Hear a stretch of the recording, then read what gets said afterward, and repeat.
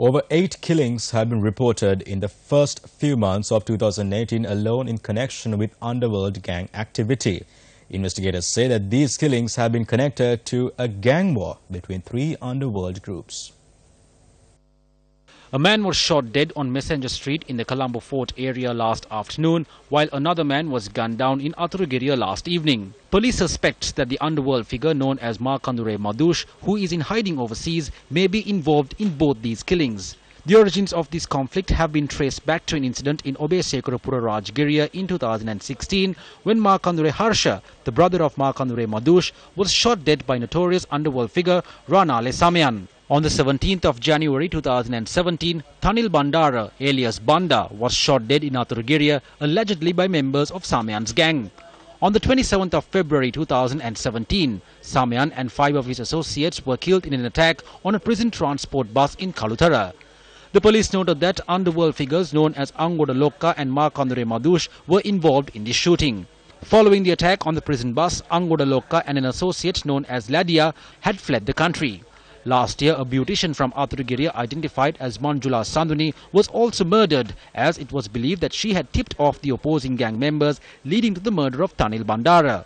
Several incidents of gun violence were reported thereafter, leading up to the February 16th shooting this year of the owner of a vehicle for hire business near the Halsdorf Court Complex in Colombo. This businessman has been identified as a close associate of Markandure Madush. One of the shooters was beaten to death at the scene of the crime, while police suspects that the shooting was carried out by members of the deceased Samayan's gang. On the 7th of this month, the decapitated head of one of the gang members involved in the shooting, identified as Kosmalli, was found near the court complex in Halsdorf. The rest of the body was recovered yesterday in Angunukola Palace. Police also claim that Asita Kumara, alias Army Asita, who was gunned down in Borella on the 19th of November last year, is also a member of Samayan's gang and was involved in the killing of Markandure Harsha. Many of these incidents are related to drug trafficking. When we look at these incidents, we see that many of those involved are remand prisoners who have been released on bail.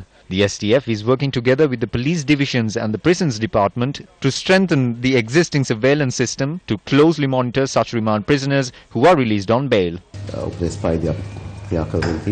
Against this backdrop, over the past several weeks, the position of Minister of Law and Order has changed hands between 3 people. Sagala Ratnayaka, who served as Law and Order Minister following the election of the current government, held the position until the 26th of February. The position was passed on to Prime Minister Ranil Wickremesinghe on the 26th of February, and he held the portfolio until the 8th of March when Ranjit Madhuma Bandara was sworn in.